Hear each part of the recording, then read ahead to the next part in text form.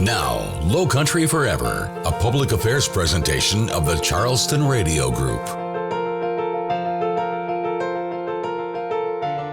Get ready for what's going to be the biggest and best dog event of the year. There's no doubt about it. And if it involves furry four-legged friends, you know it involves the Charleston Animal Society. I'm Brian Cleary on Lowcountry Forever, talking with the Charleston Animal Society's Kay Hyman. Kay, the word celebrity just pops out at everybody. And I've got to mention the big celebrity. Mayor Summey's going to be there.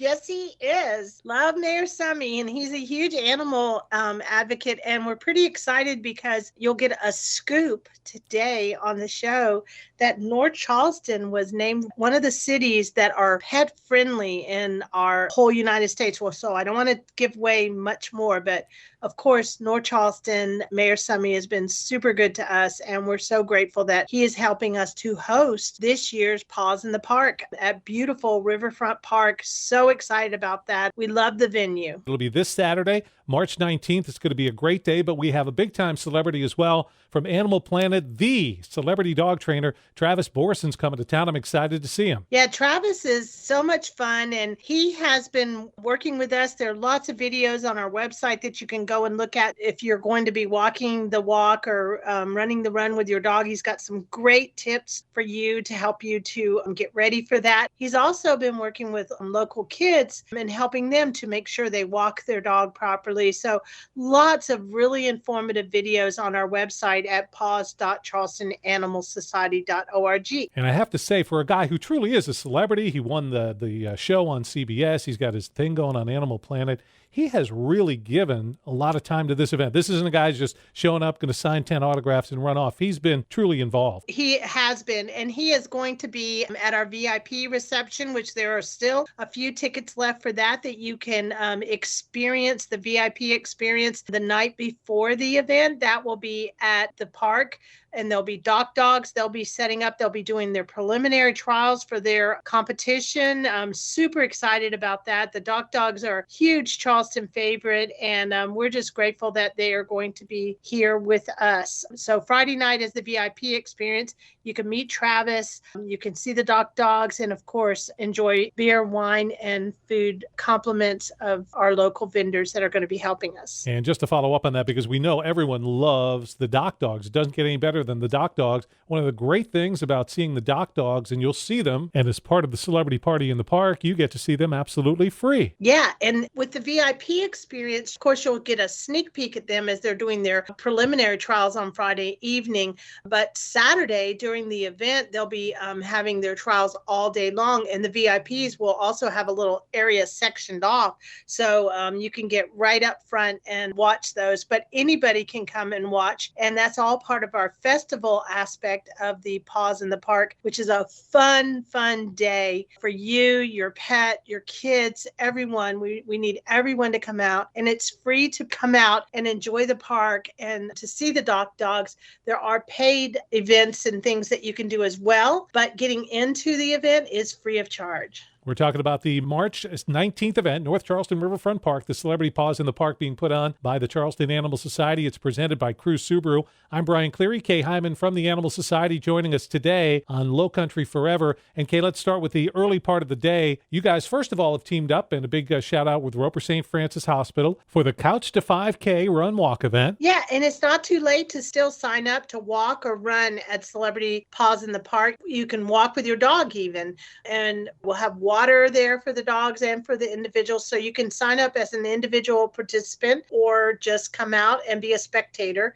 And you do that at paws.charlestonanimalsociety.org. So that kicks off the day. And then we will have the awards ceremony and then Mayor Summey as well. But one of the main ways that we raise money with this event, besides the ticketed events that day that you can pay for to do different things, is you start a fundraising team. The top 3 teams that raise the most money, there are some really super cool prizes that you can win. You can also, at the different levels, you can win a really cool Paws in the Park hat, a vest, you get a t-shirt with your entry. And of course, all of that is going to help us to save lives. And I can't tell you, Brian, how important that is. Just this past Friday, we had 6 animals come in from a house fire in North Charleston. They were in terrible shape. It was really scary, touch and go.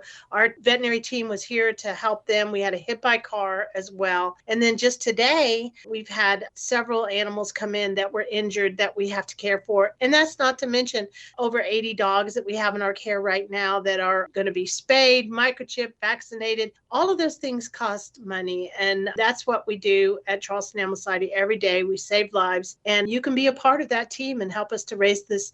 This is our biggest fundraiser of the year. It's huge for us. And your operating expense in a really good way has gone up because since the Charleston Animal Society went and became a no-kill shelter, you've saved so many hundreds and thousands of animals, but there's been a cost to that, but it's a cost I know you guys are more than happy to take on. And not to correct you, Brian, but to correct you, we don't ever call ourselves a no-kill shelter. We're a no-kill community. Charleston Animal Society is the leader for our no-kill community. And we could not have reached that goal without the entire community being involved. And our goal for 2024 is to have a no-kill state. That's where the expenses really do come in, is because we're helping our sister shelters, Colleton County, Berkeley County, Dorchester, to lift them up and help them to save more lives, as well as the shelters throughout our entire state, Florence to Greenville, to help these shelters with the resources they need to save more lives. And so as a no-kill community, it's very expensive, as you say. And the community needs to come together to help out. And the way they can do that is coming out and being a part of the Celebrity Paws in the Park, North Charleston Riverfront Park. March 19th is the date. You do have some good partners who have stepped up to help you out. We can start with the presenting sponsor for this year's event, Robert Cruz and his team at Cruz Subaru. Yeah, they're amazing. I'm very blessed to be able to drive a Subaru Outback to all of our media events, to use it for our events and to transport animals to appointments. But they have been a huge supporter of Charleston Animal Society for many, many years. And we're really grateful that they have signed on to be the presenting sponsor for the next 3 years for this event. So we're hoping that it's just going to grow and grow every year. And some of those things that are going on, I wanted to just kind of touch on them. Of course, we have the world famous Doc Dogs from 9 to 5. And then there's an opportunity from 3 to 4. If you think you have a Doc Dog, your dog could try it out. Nice. So that's pretty exciting. Their North Charleston Canine Unit will be there with bite work. They're going to show how they've trained their dogs, obedience and bomb drug find. They're going to show all that. The Charleston Dog Training Club will be there with demonstrations. We also have Swift Paws. They're a huge supporter of us. And I know you've seen that out at other events, but it's this lure that's on a wire and it goes around in a rectangle and your dog chases it. Your dog gets to be off leash in this protected area. It's a pretty cool thing for you to do with your dog if your dog loves to chase things, and just so much fun. And of course, all these things are going to help us. And that's in the canine sports arena. Then, of course, we have our Rescue Brew at garden and food truck area. They're going to be Rescue Brew sales, food truck rally. We have DJ Natty Heavy. We have DJ Luigi with Latin Groove. They're going to be there with all kinds of things. And there'll be animals for adoption as well. And while the true stars of the Celebrity Paws in the Park are our furry four-legged friends, the dogs, there will be that celebrity there. What about Travis Brorsen from Animal Planet? What can we expect from him? He's going to be featured in the Kids and Family Zone. Travis and Friends, that's teaching kids kindness. Of course, our education team will be there. There'll be games for kids. And one of the fun things that I don't know if we've kind of talked to you about it is we are going to have, with our partners, World's Best Cat Litter, who support us now we have a cat involved with the dog event. We are going to have the world's biggest cat litter box, as well as the world's biggest cat. It's our huge blow-up cat. Kids can go there and scoop for prizes. So we're really excited about Scoop for prizes. I'm in. Now, everyone is more than welcome and encouraged to bring out their own dog as well to be a part of the Paws in the Park, correct? Absolutely. You know, of course, we don't recommend extension leads. Those are those leads that go way out, right, because they tend to get wrapped around other dogs or other people, and it can be a hazard. So we would prefer you have your dog on a 4-foot leash. There's some really exciting things for your dog as well. There's going to be a microchip checking booth where we can check your microchip, make sure all your information's up to date. You can also have a microchip inserted into your dog, which is super exciting. We're just asking for donations. We recommend a $10 donation. Those can cost upwards of $60 to have done. Wow, So great. there's lots of things going on, as well as we'll have a vaccine clinic, a free vaccine clinic, which will be out in the area before you get into the park. So we keep it away from where all the things are going on, but that we will have our team out there with a vaccination clinic and of course the microchips you can get. And we'll also have Petco Love Lost booth, which is a really cool facial recognition concept and app that Petco Love has. Petco, who is one of our major partners as well. You can take a picture of your dog and upload it, and it will be in a database. So if someone else finds your dog, you'll be notified. Or if your dog is lost, you'll be able to send it out and let people know. It's facial recognition for dogs, which you may not be aware, but it wasn't until I got my iPhone 11 that I was able to actually do portrait mode. Now dogs have facial recognition as well as people. It's amazing. It really is how far advanced we've come with things, and all to help keep our pets safe and keep them by us. Now, somebody who maybe doesn't have a pet, again, we want to mention that you'll be able to come out and there will be dogs available for adoption at the event. And we are excited because we're going to be working with the Berkeley County Animal Shelter, St. Francis Animal Center, and Dorchester Paws will all be at the event with their dogs for adoption as well as ours. And, you know, it's super important to shout out to Hill's Science Diet and Hills. They are sponsoring that pet adoption pavilion. And of course, there'll be treats for everyone, treats for dogs, treats for people. And you don't even have to have a pet to come out and enjoy the amazing park. Purchase a beer or some food from one of the food trucks. Let your kids do some of the exciting things that will be going on that day. And of course, it's all to raise money to help us save lives. And if you're not a runner or you're not a walker that wants to do the 5K, just come out, and as we've been saying for the last week or so, sit, stay, and play all day, because it is going to be an amazing event. It's about community, the no-kill community, our community coming together to support an amazing organization, the Charleston Animal Society. It'll be coming up this Saturday, March 19th, North Charleston Riverfront Park. Okay, for people to get all this information, I know you've got a great website. You've got it online. Where should people go? If you want to sign up or you want to see all the details about what's going on, just go to paws.charlestonanimalsociety.org. Or if you can't remember that, just go to charlestonanimalsociety.org, go to our Facebook page, our Instagram, and click on one of the links. You will get all the information. And I just hope to see everyone out there. It's going to be fun. It's going to be a great day for people to make sure their pets are healthy, to get people healthy, working with Roper St. Francis, and just to be able to have a great time with our pets and to help save lives. It's the Charleston Animal Society's Celebrity Paws in the Park, presented by Crew Subaru and featuring the celebrity dog trainer Travis Brorsen from Animal Planet. He'll be there, and you should be, coming up next weekend. The event happening Saturday, March 19th at North Charleston's Riverfront Park. It includes the Couch to 5K event that starts the morning, and all the information on the event available at paws.charlestonanimalsociety.org. Kay Hyman from the Charleston Animal Society, our guest today on Lowcountry Forever.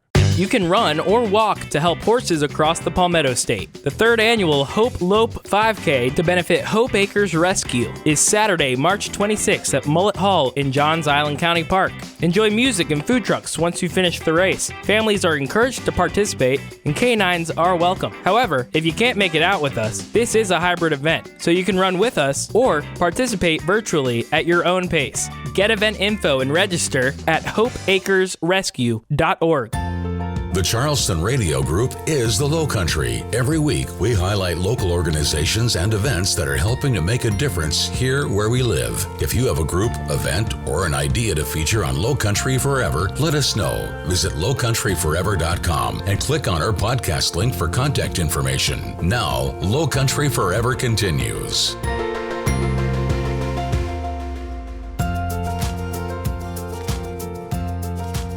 We've got many, many organizations doing great things across the Lowcountry, and today we will highlight one that perhaps you're familiar with. Certainly, I hope you are, but maybe not. We're talking about Water Mission.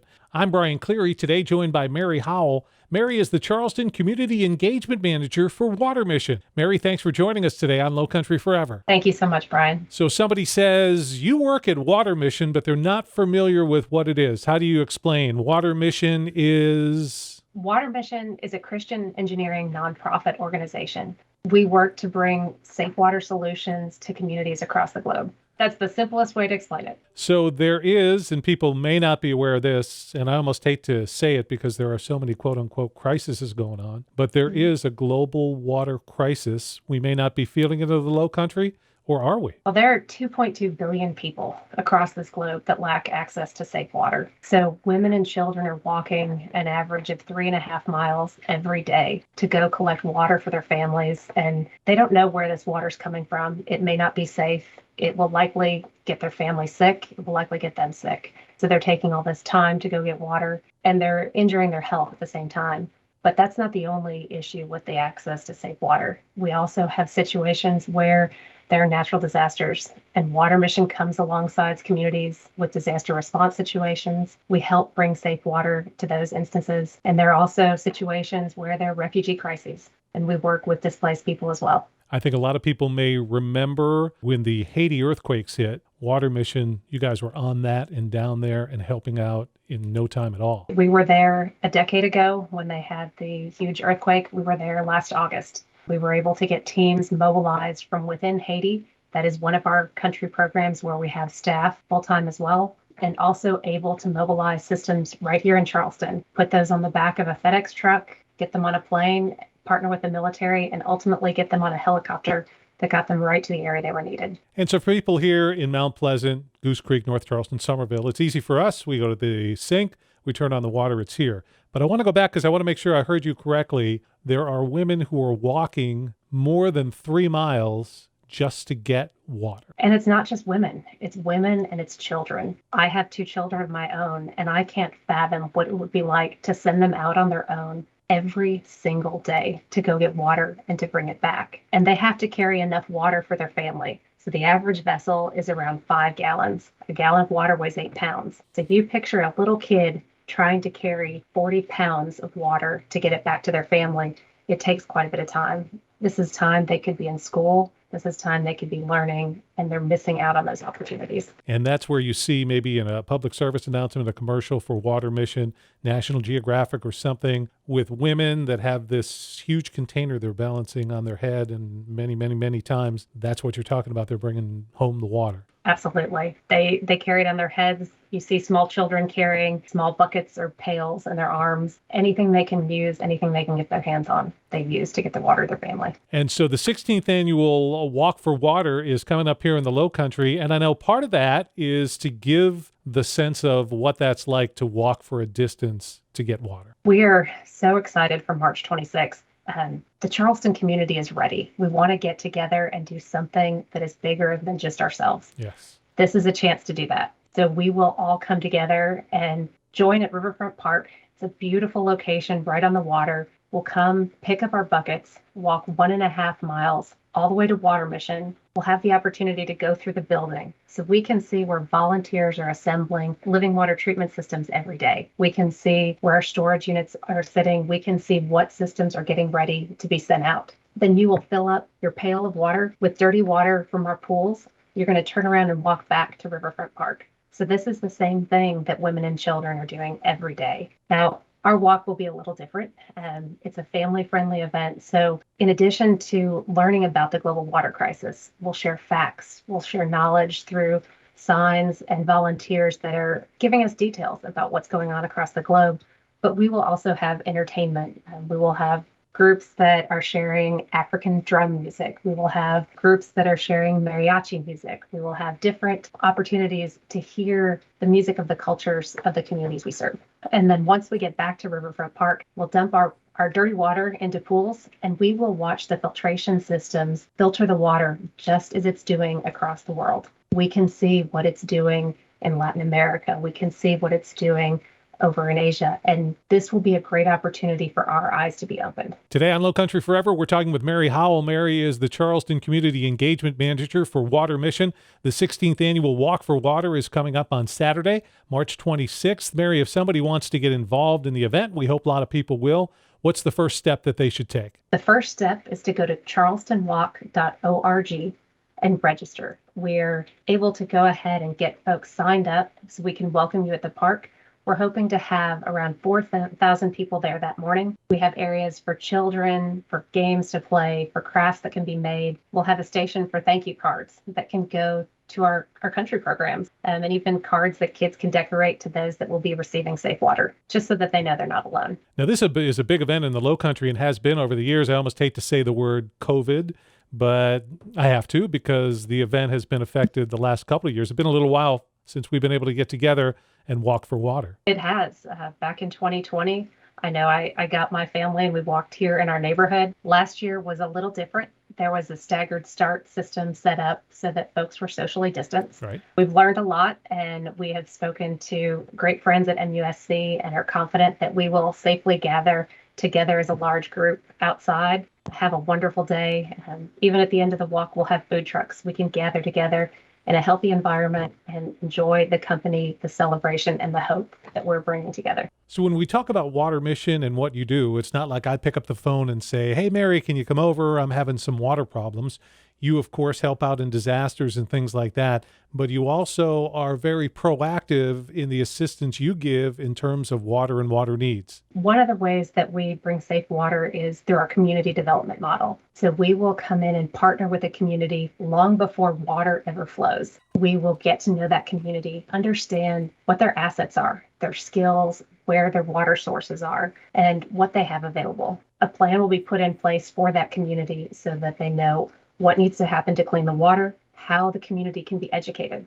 If you bring in safe water and someone puts it into a dirty container that's full of bacteria and disease, they're going to continue to get people sick. So we've got to teach them before that water comes into the community how to make sure that you maintain hygiene. We've worked with them and talk about long-term maintenance, all before water ever flows, so that this relationship is built. This system is going to belong to that community long after Water Mission teams are gone. And we want to make sure that they're equipped, that it can be sustainable, and that they have everything they need in place. So once that's done, the folks in the community will dig the trenches. They will be the manpower and put in the sweat equity that's required. The water comes in and we're able to continue to monitor it. Water Mission really believes in excellence. We want to make sure that our systems are functioning, that the community is able to improve, and that we have the data, the information to understand how they're maintaining it long term. We'll have surveys before, during, and after water is installed and flowing. Now, we also respond in disaster situations.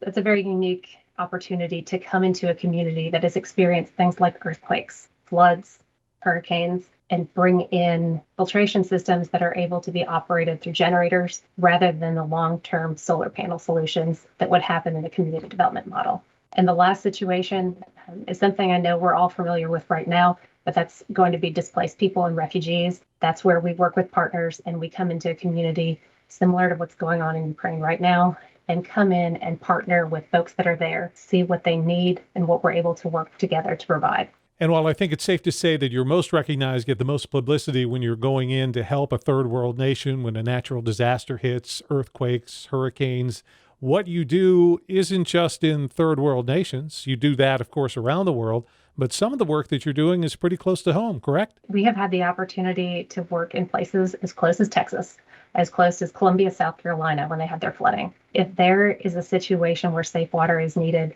the folks at Water Mission are ready to step up and help. Mary Howell is our guest today on Lowcountry Forever. We're talking about water. Water Mission, she is the Charleston Community Manager, Engagement Manager for Water Mission. Their Walk for Water is coming up on Saturday, March 26th. Now, if someone's not able to make the walk, or even if they are, obviously Water Mission has some needs. So what is it as a member of the Charleston community that I could do? What needs do you have that local folks can do to help Water Mission? Brian, I love that. Water Mission is always looking for volunteers. We would love folks to come join us. All of our systems are built and assembled by volunteers in our production facility in North Charleston. At the same time, we have opportunities for groups to come in and volunteer On a larger scale, we have school groups, corporate groups that come in and do different projects. We have administrative needs. But even beyond that, just going to Water Mission's website, watermission.org, sign up to be part of our newsletters, learn about what's going on, and advocate on behalf of Water Mission. The reality of the global water crisis is that every 37 seconds, someone loses their life. But it does not have to be that way. If we work together and raise awareness, we can find solutions. Now, Mary, at the beginning when you were introducing what Water Missions was all about, you said it was a Christian organization. Sometimes some people see that and think, oh, there's a religious connotation here. If I go volunteer, I'm going to have to be a part of a Bible study or anything like that. There's no religious litmus test, is there, for anyone who wants to help out with Water Mission? We do not discriminate on who gets safe water. Everyone is provided. We have NGO status in Indonesia for members of the community. They scratch their head and say, how does a Christian organization have NGO status in a Muslim nation? And I think part of it is who we are. And it is at the heart, we are a Christian organization and we want to serve everyone in any capacity. And we want to welcome anyone into our doors in any capacity the same way. So regardless of race, religion, sexual preference, height, whatever it is, we can all come down and be a part of the walk on Saturday, March 26th. So again, run through a little of those details, Mary, so we make sure we get those 4,000 people out to help. Oh, Brian, I'd love to. If you just go to charlestonwalk.org, register today, sign up your friends, family, and walk. We will make sure that you get details for parking and other information leading up to the walk. But more importantly, you will be ready to gather with us. 9 o'clock in the morning, Riverfront Park, we will start. We suggest folks start arriving by 8 so they have plenty of time to park, to walk through, learn more about Water Mission. Their kids can run around, burn off a little bit of energy before they have to carry a bucket, and really take the time to see why we're all there. It's a great chance to get to know our community, get to know the sponsors that are supporting the walk, and our partners that are there that day. And I don't have to be worried about the wimp that I am. I mean, 8 pounds, I don't know. I haven't been pumping much iron. I think I can do it. Brian, you can fill your bucket as full as you would like, okay, or as empty as you'd like. So if you want to put just a few drops in there to see how those go through our filtration system, we'll give you a pass. That is appreciated. Thank you, Mary. Now, the event is coming up, and people will say, well, I've been in walks, I've been in runs, but this is a little different. And part of it is because you're just not going on a walk or going for a run. You're doing more, and you're even learning. Yeah, it's an experience. I've done and I continue to do different events with my family personally, but this one, we're gathering together and picking up that bucket. And there's something about carrying that bucket and knowing on the other side of the globe, even in Mexico, right to our neighboring south, there are folks that are picking this up and walking because this is the only way to keep their family alive and provide water for them. But at the same time, that water can make them very sick. So it's sobering to realize the gravity of the situation and the fact that there are 2.2 billion people out there that don't have access to safe water. But there's so much hope that comes when we get together and we walk as one group and really work to bring change and to bring those solutions to folks in need. And just so everybody gets that figure right, that was 2.2 billion with a B, not million with an M. You are absolutely correct. That's a lot of people, but we have an organization here based in the Lowcountry that's helping those folks around the world. We want to get as many people as we can out on March 26th. And I know when you do an event on a scale like this, you get some help from some community partners. Mary, can you share with us some of the sponsors that are involved with the Walk for Water? There are so many wonderful sponsors that are supporting our walk. Charleston Water is one of them. They've been a longtime sponsor. GEL, General Engineering Labs, is also a great partner that comes alongside, and Bachlet Orthodontics. Those are our gold sponsors this year. So we are very grateful to them, as well as the 50 other folks that are coming alongside financially as well as in kind. So Mary, one more time, people need to go to the website to get the information and get signed up. That address is charlestonwalk.org. And Mary, wrap things up with this. What's the one reason that you really would like to have people participate? The one thing I want people to leave with is that there's hope. We do not have to live in a world where people are losing their life every 37 seconds because they're drinking water that makes them sick. We live in a world where we can come together and work on these solutions and make sure that that changes. She is Mary Howell, the Charleston Engagement Manager for Water Mission, today on Lowcountry Forever. Blood supplies in the Lowcountry continue to be at critically low levels, so the American Red Cross is asking for your assistance. Join the Charleston Radio Group and News 2 for the Give a Pint to Hope blood drive. You can give the gift of life at either the Omar Shrine in Mount Pleasant or at the Rollins Edwards Center in Somerville, Thursday, March 31st from 11 a.m. to 7 p.m. With just an hour of your time, you can save up to 3 lives. Make an appointment to donate today by calling 1-800-RED-CROSS or by visiting redcrossblood.org. Make your plans now to be part of a free event for your entire family. Saturday, March 19th, the Luke 14 Project will share an uplifting message for the Lowcountry community at Noah's Ark Baptist Church in North Charleston. The event begins at 11 a.m. Thanks for listening to Lowcountry Forever. If you missed any of this week's show, there's a complete recording under the podcast link at lowcountryforever.com. Lowcountry Forever is a public affairs presentation of the Charleston Radio Group.